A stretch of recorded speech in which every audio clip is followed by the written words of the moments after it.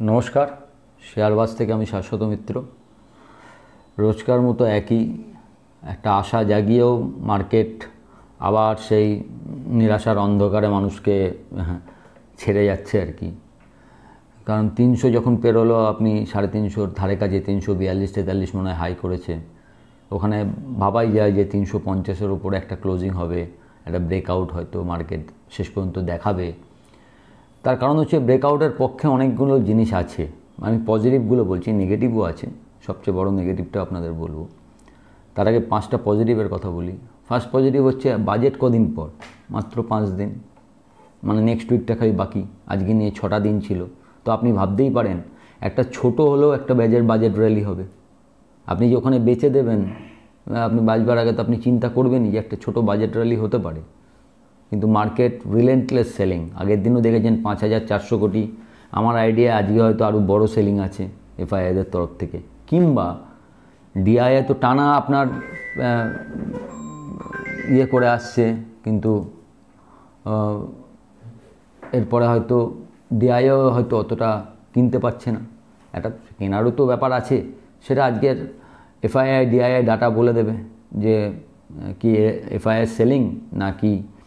যে কোনো একটা আপনাকে আগে বন্ধ হতে হবে মার্কেটের জন্য। নাই এফআইআই সেলিং, তাহলে মার্কেট উঠবে। ডিআইয়ের কেনা বন্ধ হলে মার্কেট আরও নিচে যাবে। এখন বাজেট একটা জিনিসই এই জায়গা থেকে মার্কেটকে ঘোরাতে পারে, ইন্ডিয়ান মার্কেটকে, সেটা হলো বাজেট। তার কারণ বাজেট যদি এত নিরাশার মধ্যে বাজেটে যদি কিছু ভালো থাকে, আশা করি মার্কেট সেটাকে ইগনোর করতে পারবে না। কারণ এটা একটা পলিসি ভাবনা, এবং যেটা পুরো 1 বছরের জন্য, নট ফর ফিউ ডেজ, 5 দিন 7 দিনের নয়, 1 বছরের জন্য একটা পলিসি ক্লিয়ারেন্স, মানে একটা আপনি বুঝতে পারবেন যে কি হতে চলেছে, সেটা আপনার থাকবে। আবার উল্টো দিক দিয়ে ভয়ও আছে। এরপরে আধমরা রোগী সামান্য কিছু যদি ভুলচুক হয়, তাহলে কিন্তু পুরো কমাই যাবে।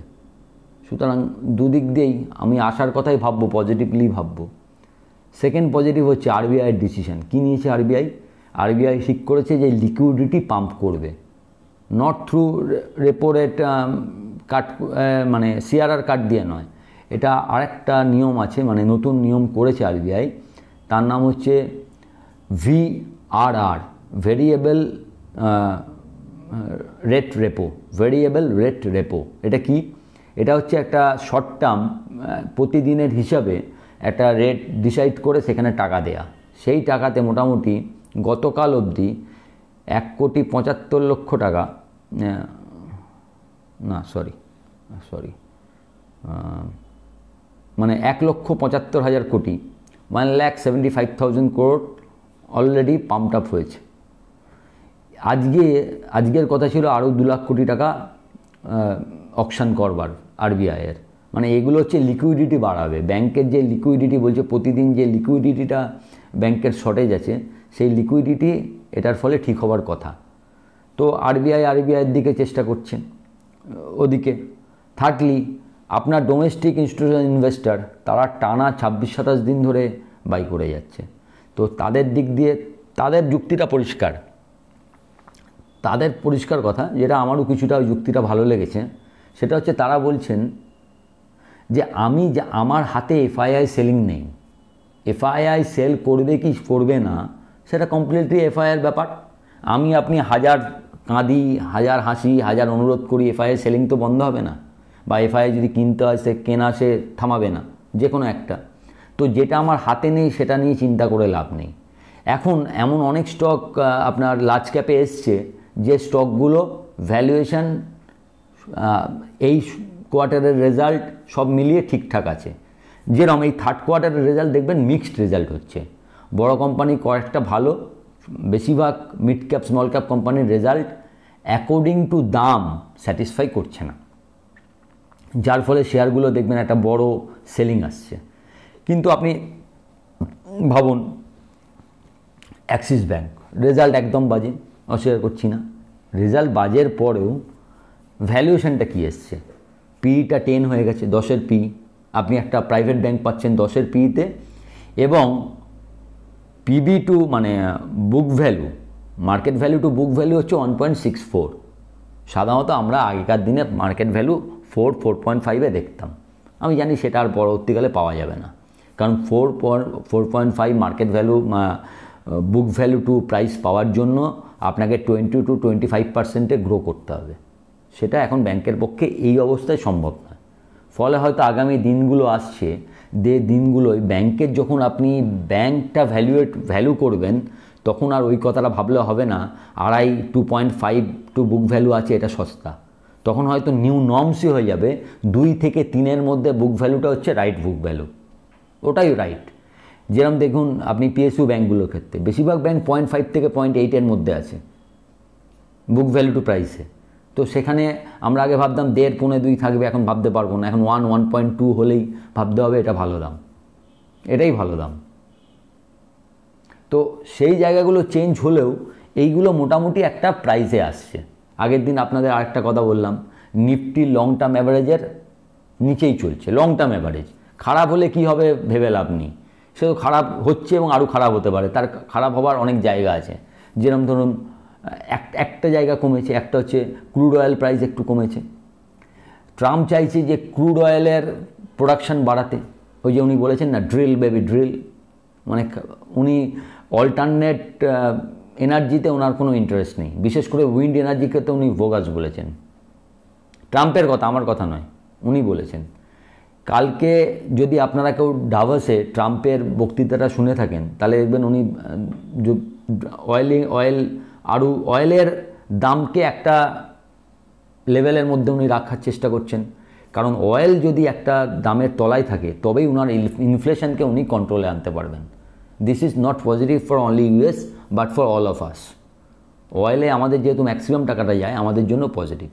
সেকেন্ড, উনি বলেছেন ইউএস ফেডকে বলেছেন তুমি ইন্টারেস্ট রেট কমাও, এবং শুধু ইন্টারেস্ট রেট কমাও নয়, ভাবতে বলেননি, তুরন্ত you have to act now. মানে আমরা যেটা 28-29 জানুয়ারি যেটা আছে, সেটা কেউ ভাবছে না যে ইন্টারেস্ট রেট কমবে বলে, কারণ যদিও পাওয়েলের সঙ্গে ট্রাম্পের আগের বারও দেখেন ট্রাম্প যা বলেছে পাওয়েল কিছু করেনি। পাওয়েল মনে করেন, আমেরিকানরা মনে করে যে সরকার কী উনি যেটা মনে করবেন সেটাই করবেন, তবু ট্রাম্পের দিক দিয়ে এটা জোর দিয়েছেন। এবং এখানে একটা পজিটিভ ব্যাপার হচ্ছে, পাওয়েলের লাস্ট বক্তৃতা যদি শোনেন, পাওয়েল বলেছেন আমরা চেষ্টা করব সরকারের সঙ্গে সমন্বয় রেখে চলার। তো একটা বরফ গলার ইঙ্গিত আছে। তো সেখানে যদি ইন্টারেস্ট রেটটা তাড়াতাড়ি কমে, তাহলে আমেরিকার জন্য ভালো, সারা ভারতের জন্য, সারা পৃথিবীর জন্যই ভালো। আমাদেরও 7 তারিখে মার্কেট পলিসি আছে, নতুন আরবিআই চেয়ারম্যানের প্রথম পলিসি হবে। আশা করা যায় যে সেখানে যদি কিছু পজিটিভ উঠে আসে মার্কেটের জন্য ভালো হবে। খারাপ বড় চিন্তা হচ্ছে দুটো, একটা হচ্ছে এফআইআই সেলিং কবে কমবে, দ্বিতীয় প্রশ্ন হচ্ছে এফআইআই কেন এত সেল করছে, ওয়াই? তাহলে কি এফআইআর কাছে কোনো নিউজ আছে যে বাজেটে কিছু খারাপ আসতে পারে, কোনো পলিসি আসতে পারে এমন যেটা এফআইআর পক্ষে খারাপ হবে, বা মার্কেট রিলেটেড কোনো পলিসি হয়তো অতটা ভালো হবে না, আমি জানি না। সেলিংয়ের স্টাইল দেখে মনে হচ্ছে তো কালকের দিন আর পাওয়া যাবে না, যেরকমভাবে প্রতিদিন বেঁচে যাচ্ছে। প্রতিদিন 5,000 কোটি টাকা ক্যাশ মার্কেটে বেচা is not a matter of joke. এবং কখন বেচছে দেখুন, একটা মজাটা দেখুন, মার্কেট যখন নিচের দিকে আসছে 23,000, 23,100, তখন কিন্তু বেচছে না, তখন আবার একটু হাতটা রুখে নিচ্ছে। যেই মার্কেট 23,300, 350 যাচ্ছে, দিয়ে দিচ্ছে যে তুমি ওপরে উঠলেই আমি তোমাকে দেবো, যে কোনো দামে দেবো না, কিন্তু একটু ভালো দাম পেলেই ডিস্ট্রিবিউশন হয়ে যাচ্ছে।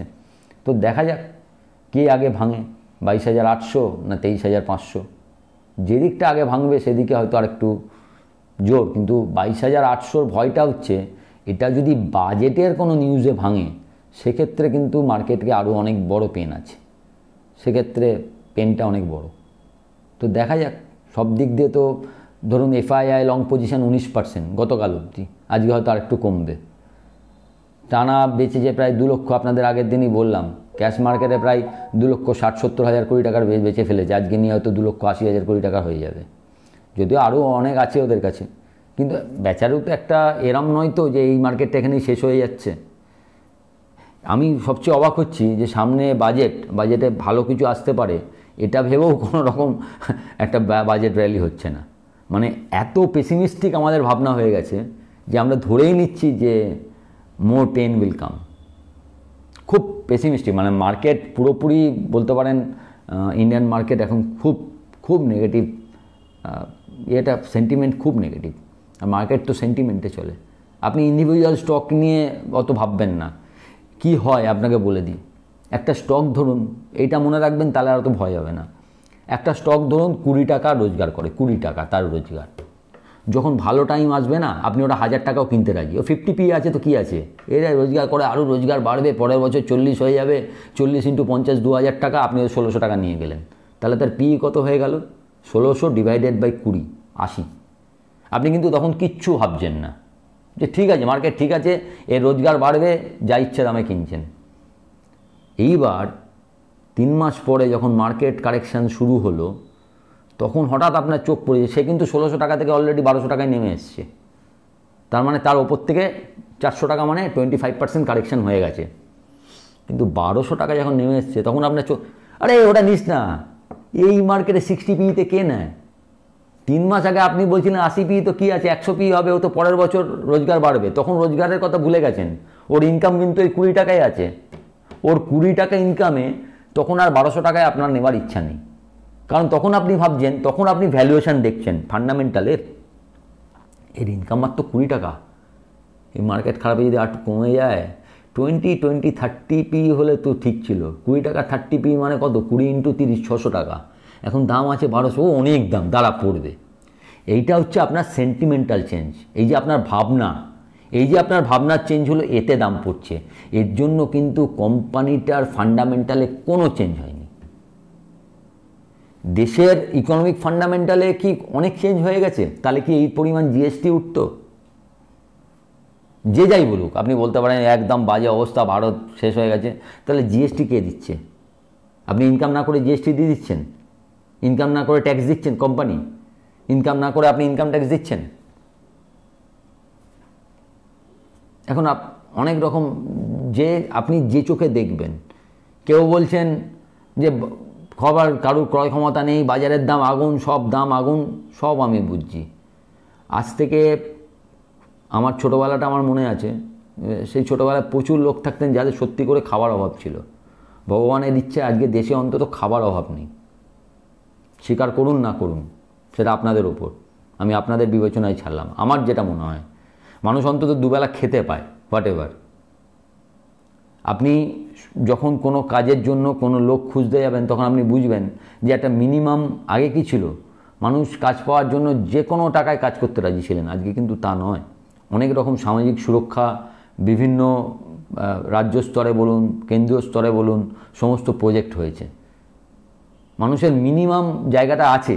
তো আপনি যতটা খারাপ ভাবছেন দেশকে, আপনি যতটা ভাবছেন যে একদম খারাপ অবস্থা, আমার ততটা খারাপ মনে হচ্ছে না। আই মে বি টোটালি রং, আমার দেখাটা হয়তো ভুল, কিন্তু আমার মনে হওয়াটা আমি আপনাদের বললাম। তো দেশের অবস্থা খারাপ নেই, মার্কেট পড়তে পারে দাদা, তার সঙ্গে মার্কেটের কোনো নেই। মার্কেট সেন্টিমেন্টে চলে।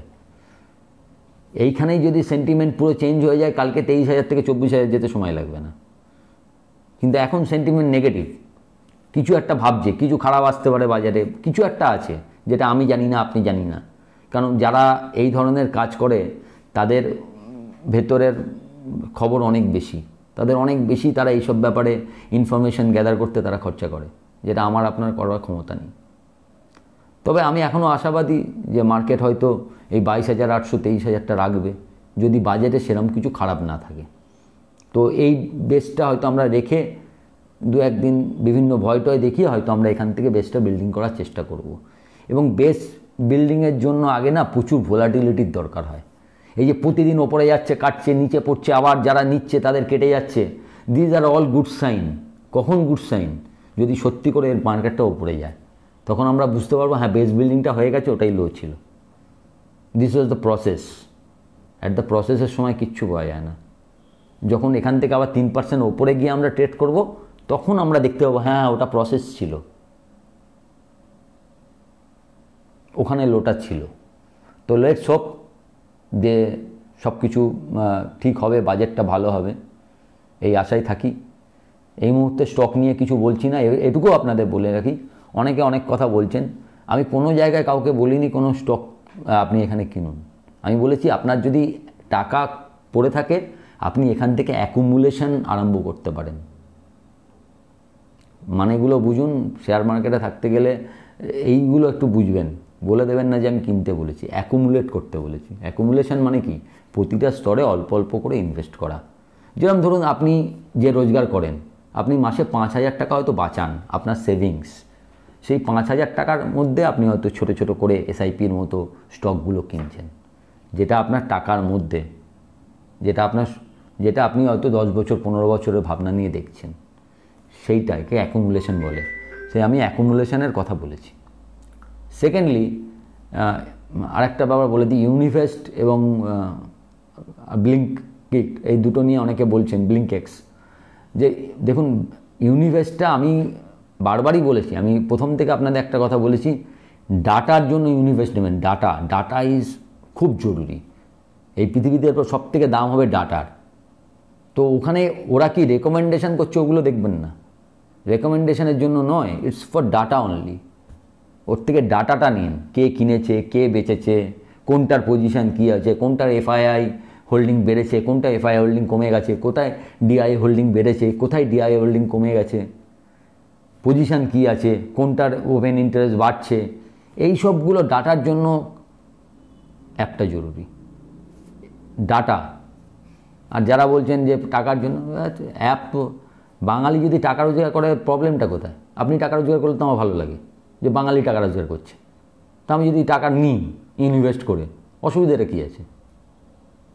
আমি তো আপনাকে বলছি না যে আপনি নিন, আমাকে পয়সা দিচ্ছে, আমি একটা অ্যাডভার্টাইজমেন্ট করছি, আমি সেটাও বলে দিয়েছি কেন করছি, কি করছি।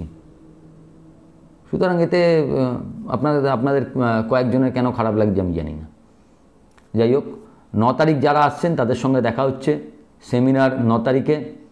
আর যদি কেউ করতে চান এর মধ্যে করে নেবেন, এটা খুব তাড়াতাড়ি বন্ধ হয়ে যাবে। আমাদের যেটুকু স্টিপুলেটেড মানে টাইম এবং সিট যেটুকু আছে সেটুকুই আমরা নিতে পারবো, এর বেশি আর নিতে পারবো না। সবাই ভালো থাকবেন। ভিডিওটা ভালো লাগলে একটু লাইক শেয়ার করবেন, এবং যারা প্রথমবার দেখছেন সাবস্ক্রাইব করবেন, এবং আমার টেলিগ্রাম চ্যানেলের সঙ্গে যুক্ত থাকবেন। নমস্কার।